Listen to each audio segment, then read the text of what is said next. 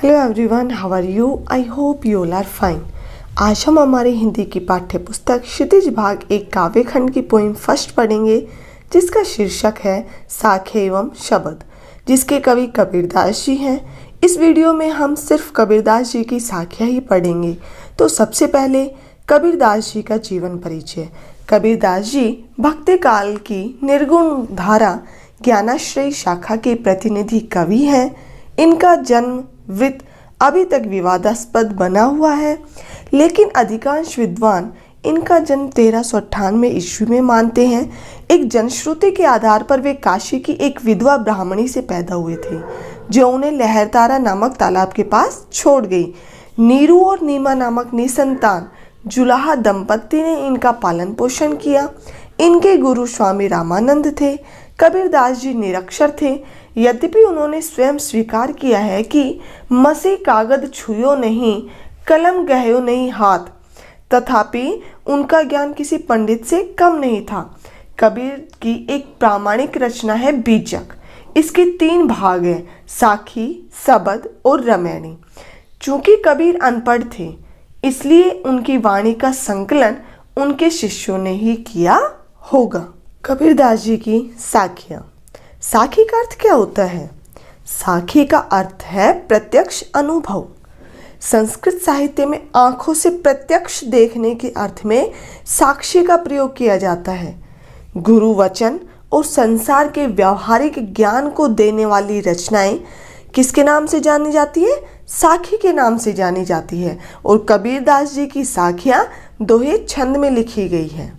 मान सरोवर सुभर जल, हंसा केली कराही, मुक्ता फल मुक्ता चुगई, अब उड़ी अनंत ने जाही।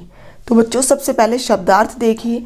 मान सरोवर अर्थात एक झील, सुभर भरी हुई है, जल जल से, हंसा हंस केली क्रीड़ाएं कर रहे हैं, खेल रहे हैं, मुक्ता फल आनंद उठा रहे हैं, मुक्ता मोती चुगई चुग रहे हैं, अब उड़ी उड़कर अनंत अन्यत्र या कहीं और न नहीं जाही जा रहे हैं। तो बच्चों, इस दोहे में कबीरदास जी ने कहा है कि जिस प्रकार मानसरोवर के जल में हंस खेलते हैं, खेल का आनंद उठाते हुए मोती चुगते हैं और उस स्थान को छोड़कर कहीं नहीं जाते, उसी प्रकार भक्त अपने हृदय रूपी मानसरोवर में क्रीड़ा रूपी साधना कर रहे हैं और भक्ति रूपी मोतियों को चुग रहे हैं। वहाँ उन्हें इतना आनंद मिल रहा है कि कहीं और जाने का उनका मन ही नहीं करता। कहने का क्या तात्पर्य है? तात्पर्य है कि प्रभु भक्ति में ही सबसे अधिक आनंद की प्राप्ति होती है। प्रेमी ढूंढत मैं फिरऊं, प्रेमी मिले न कोई, प्रेमी को प्रेमी मिले सब विष अमृत होई। प्रेमी अर्थात प्रेम करने वाला, ढूंढत ढूंढ रहा हूँ मैं फिर घूम रहा हूँ। प्रेमी प्रेम करने वाला, मिले मिल न नहीं कोई भी। कबीरदास जी कह रहे हैं कि मैं भगवान के प्रेमी को ढूंढता हुआ घूम रहा हूँ, किंतु मुझे कोई सच्चा प्रेमी नहीं मिल रहा। प्रेमी को प्रेमी मिले कि जब भगवान के एक प्रेमी को दूसरा प्रेमी मिल जाता है, तब विष का अर्थ क्या होता है? जहर। तो अब जो विषय वासनाओं का जो जहर होता है, वो अमृत अमृत में बदल जाता है, क्योंकि तब ईश्वर के प्रेम की धारा बहने लगती है। अर्थात दो व्यक्ति अच्छे बैठते हैं तो वो अच्छी बातें करते हैं, और बुरे बैठते हैं तो वो बुरी बातें करते हैं। मतलब संगति का असर सबसे महान होता है, सबसे ज़्यादा असर होता है संगति का। तो कबीरदास जी भी यही कह रहे हैं कि यदि ईश्वर के जो एक प्रेमी को यदि ईश्वर का दूसरी प्रेमी मिल जाता है, तब वहाँ ईश्वर के प्रेम की ही धारा बहने लगती है। नेक्स्ट देखिए। हस्ती चढ़िए ज्ञान कऊ, सहज दुलीचा डारी, स्वान रूप संसार है भूखन दे झकमारी। सबसे पहले शब्दार्थ देखिए। हस्ती अर्थात हाथी, चढ़िए चढ़ना, ज्ञान कऊ ज्ञान का, सहज साधारण रूप से, दुलीचा हाथी की कमर पर डाला जाने वाला एक वस्त्र होता है, जिसे हम क्या कहते हैं? दुलीचा। डारी डालना, स्वान कुत्ता, रूप संसार है, भूकन भोंकना, दे झक मारी, झक मारना अर्थात व्यर्थ बोलना। तो अब देखिए कवि कबीरदास जी कह रहे हैं कि मनुष्य को ज्ञान रूपी हाथी पर सहज साधना रूपी आसन बिछाकर ही सवारी करनी चाहिए। क्यों? क्योंकि यह संसार तो कुत्ते की भांति है जो व्यर्थ ही भोगता रहता है। हमें इनकी ओर ध्यान नहीं देना चाहिए। अर्थात एक ज्ञानी को लोगों के कुछ कहने या उनकी बातों की परवाह किए बिना सहज तरीके से ही अपने कर्तव्य करने चाहिए। कहा जाता है ना कि हाथी तो अपनी मस्त चाल में मस्त होकर चलता रहता है और पीछे कुत्ते यूं ही भौंकते रहते हैं। तो इसी का यहाँ पर कवि ने उदाहरण प्रस्तुत किया है।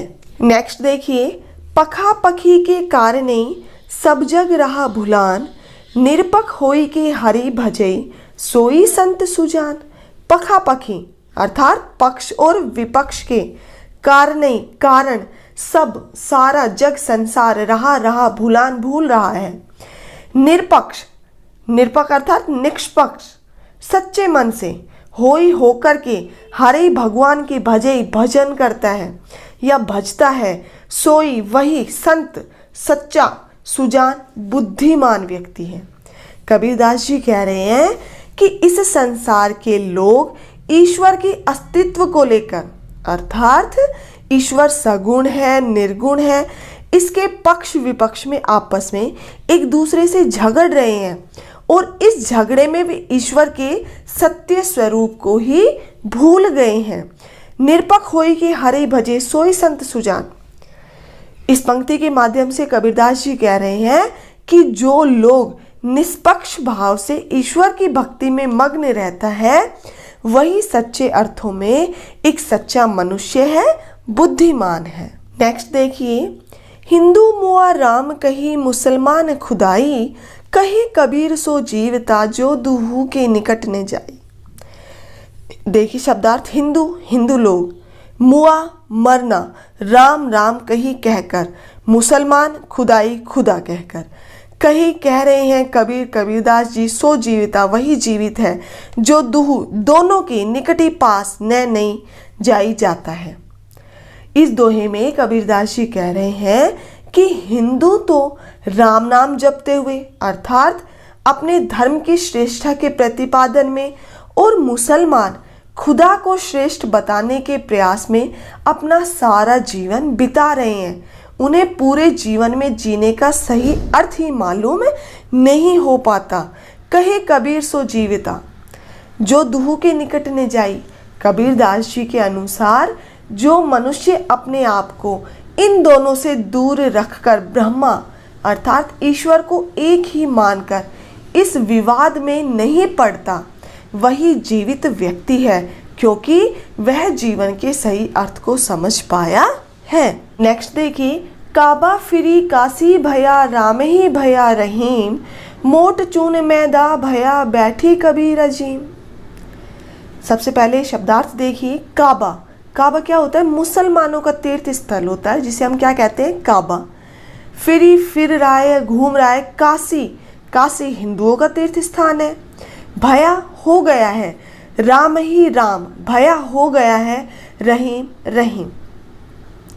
मोट मोटा, चून चून, मैदा मैदा भया हो गया है, बैठी बैठकर कबीरा कबीर जीम जीम रहे या खा रहे हैं।